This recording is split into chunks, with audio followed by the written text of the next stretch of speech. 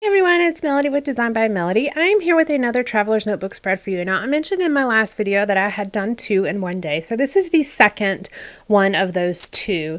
And I am still using the Gossamer blue kind of bulked up kit that I created from my stash. It was a kit that I had purchased when they had a sale. I think it was actually their going out of business sale. And then I added a few things from my stash to make that kit last a little bit longer. So for this page, I've pretty much just pulled a lot of the scraps that I have left in that kit. Since I have my traveler's notebooks that have pattern papers in the background, I don't actually need a whole lot of pattern papers in order to complete this. I'm going to use this glassine bag, and this is going to be one of the major layering pieces that I use on this layout. I'm just using my ruler to kind of create a torn edge. And that's going to layer under one of the photos, and that's going to be on the left side of the page. And that's kind of going to be the title part of the page. This picture that I have on the left is not one that I took. It was one I found online, and I just printed using my Life printer. I kind of cropped it down a little bit and printed it. And that is actually the front of the museum that we went into that day. So we went into the North Carolina Museum of History, and there are 2 museums. There's Natural Sciences Museum right across the little breezeway from this, and then there's this one. And we frequent both of those museums all the time. We actually probably go to the Natural Sciences Museum a little bit more often. It's a bigger museum. They're both quite large.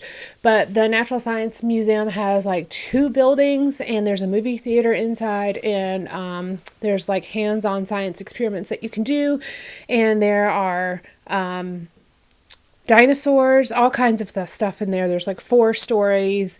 They've got animals that are alive in there, like turtles and butterflies and things like that. And then they've got, of course, the bones and things that you can look at as well. That is a wonderful museum.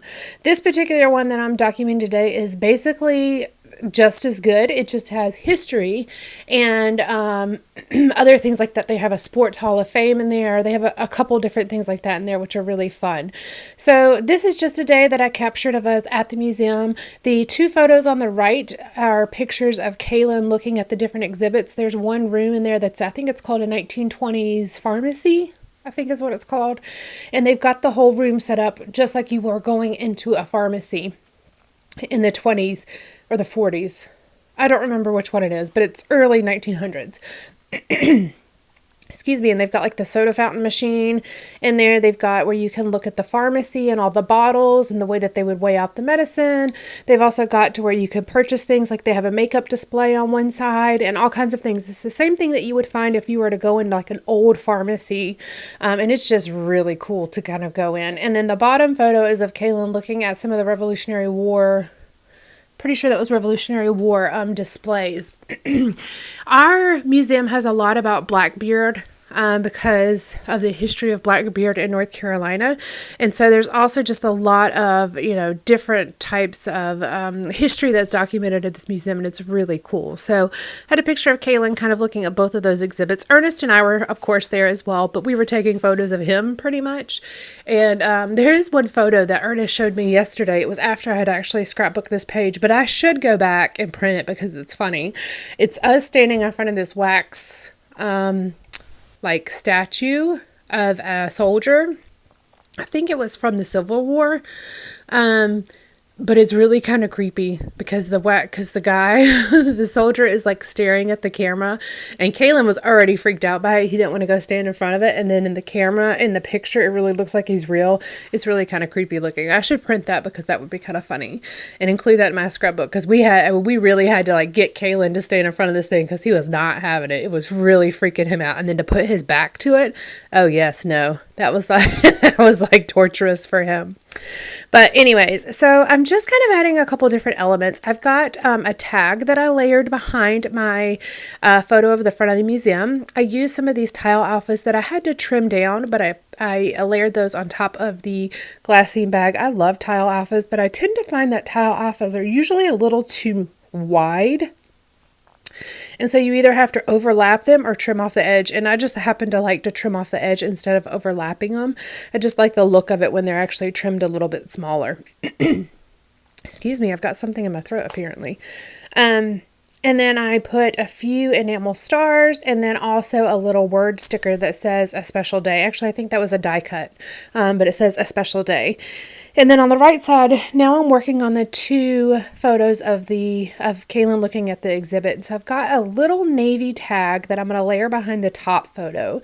And that brings in another tag element, but it's really more decorative because I'm not really adding anything on it. It was just a blank tag. But it also brings in that navy to the right side of this page. And then on the bottom one, I am going to use this word little banner thing as well, and put that right there. I'm sorry, putting that on the top one, and it says take the scenic route. And then on the bottom one, I'm actually going to put a couple labels and do a little bit of using some different tile alphas. And these other tile alphas are the ones that were in the Gossamer blue kit, and I absolutely love the color of them. You just don't get very many of them, so it's a little bit harder to make longer titles with it. So I've only used it actually a few times. I'll look at it right now and see how much I have left of it. I have a little over half of it left, but I've used all the E's, used all the O's, used all the I's, but you're going to see me, I'm going to put family time. And I was going to do it on this lighter blue tag, which kind of matched the hole reinforcer on the tag that's on the left that says currently loving. But I'm actually going to go and pull a few labels out of my LA Studio label stash. And I've just got the little drawer on my desk now that you guys saw in my organizational video last Thursday, I think is when that went up. If you missed it, go back and check it out. But I have these little drawers I'm keeping on my desk now that just have random little embellishments. Instead of having a whole bunch of just buckets and baskets and bins, now I have these little drawers that I can just pull out. And it's been extremely helpful to have those ready right here on my desk. And I actually serve as a place for my lamp to go on top of as well. It holds my light a little bit higher than what it originally was, so it actually serves dual purposes. So I will tell you guys more about this when I kind of figure it out, but I think I'm going to do a little bit of reorganization and I will share that with you guys. And then of course I'll have to do a new craft room tour because I'm changing a little bit of my organization. I've actually already moved my desk. I've turned my desk, and then I added some decor things up on the wall since I did my last scrap room tour. So I'll probably be doing an updated tour for you guys here in the next month or so, just depending on how much reorganization I do. I found that something wasn't working for me, and so when something's not working, that's a great time to go ahead and change it. So that's what I'm going to do.